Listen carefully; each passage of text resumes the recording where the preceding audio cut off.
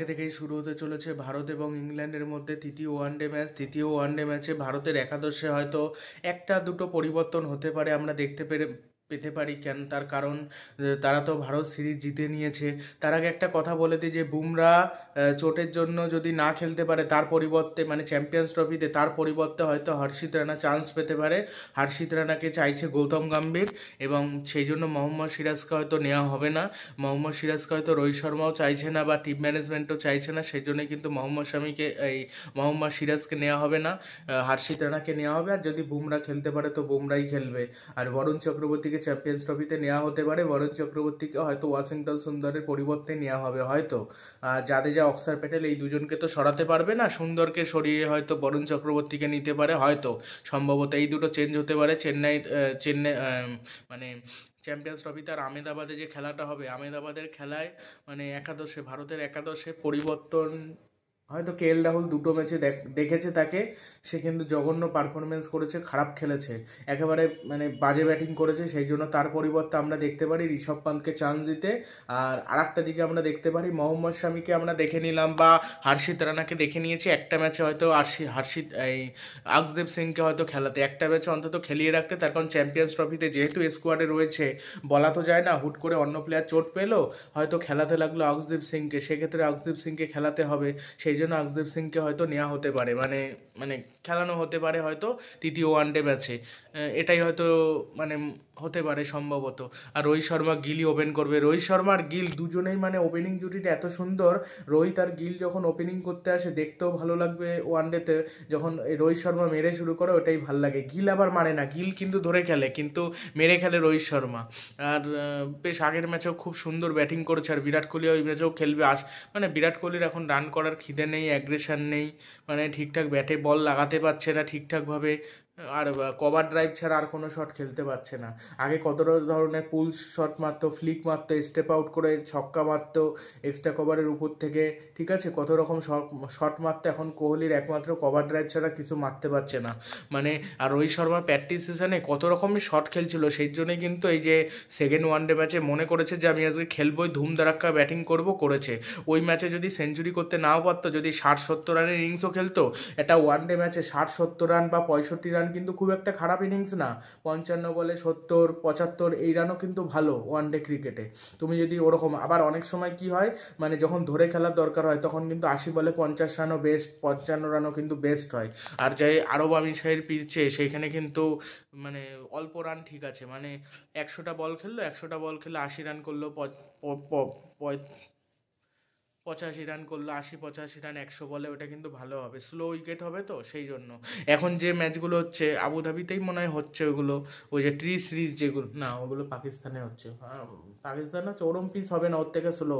250, 250 ওই রান কিন্তু 260 ভালো স্কোর হবে কিন্তু জেতার জন্য, কেন টার্নিং উইকেট হবে, সেই জন্য ভারতের জন্য ভালো হবে। আর বরুণ চক্রবর্তীকে আমরা দেখলাম প্রথম ডেবিউ ম্যাচে বল করতে, মোটামুটি বল করেছে, খুব একটা বল করতে পারেনি ভালো, মানে মার খাচ্ছিল। তবে বেন ডাকেট আর ওই জো রুট দুজনে কিন্তু খুব ভালো ব্যাট করে দিয়েছে।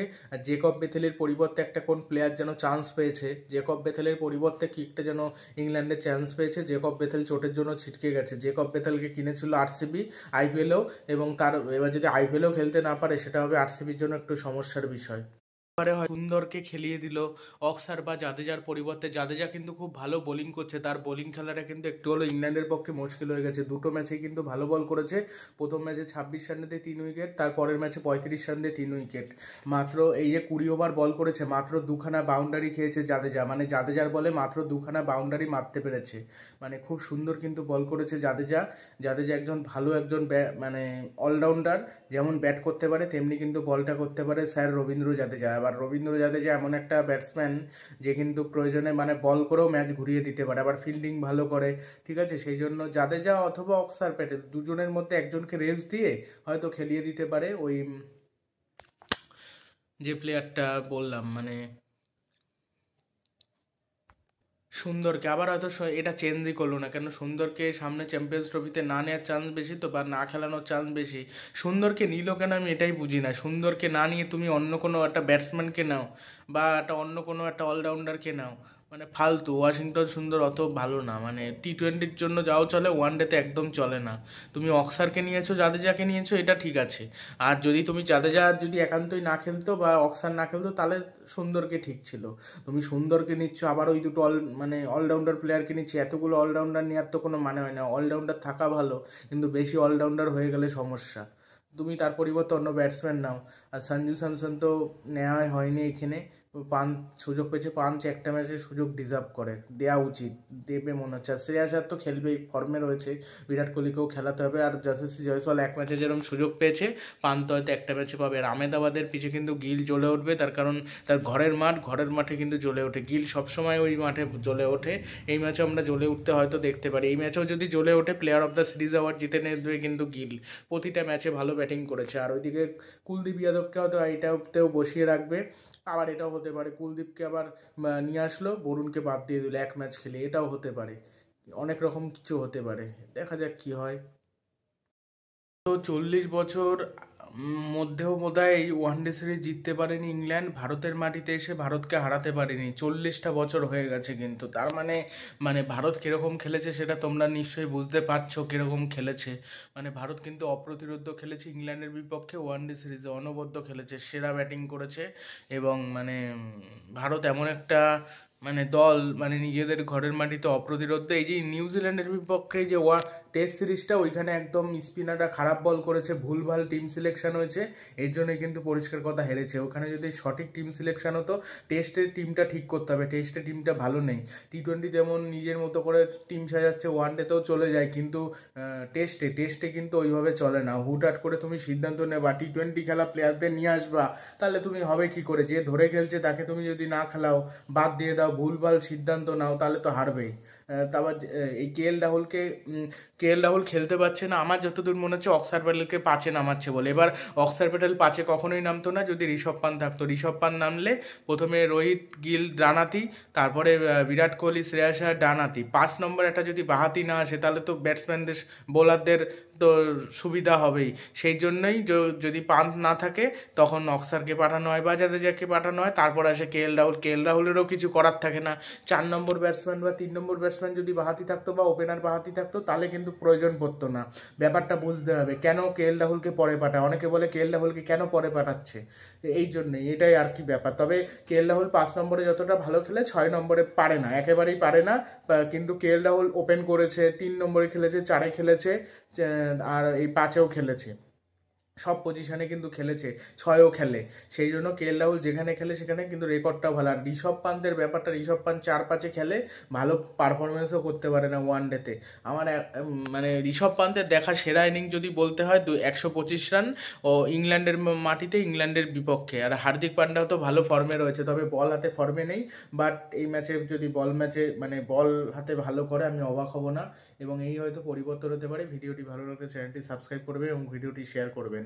আর আরেকটা জিনিস কমেন্ট বক্সে জানাবেন যে বুমরার পরিবর্তে কাকে নেওয়া উচিত। এক সময় বুমরার পরিবর্তে শামিকে নেওয়া হয়েছিল, যদি বুমরার পরিবর্তে সিরাজকে নেওয়া হয় খুব ভালো হতো, খুব ভালো হতো।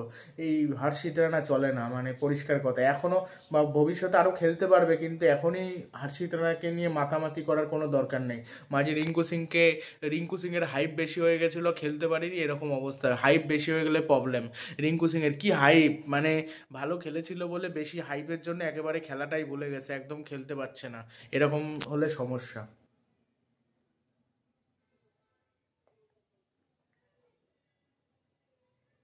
তো দেখা যাক কি হয়, বা আহমেদাবাদে কে জেতে।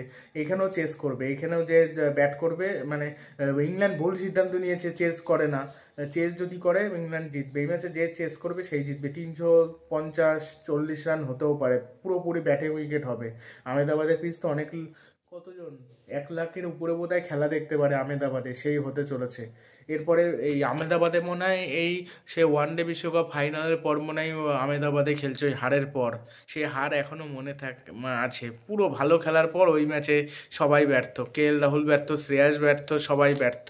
তাও তো কে এল রাহুল মোটামুটি খেলেছিল, আর এত বল খেলে কে এল রাহুল, মানে প্রচণ্ড বল খেলে, ওইটাই একটা সমস্যা। ঋষভ পান্ত যেমন রিস্কি শট খেলে কিন্তু মেরে খেলার চেষ্টা করে, কে এল রাহুল বিশাল ধরে খেলে।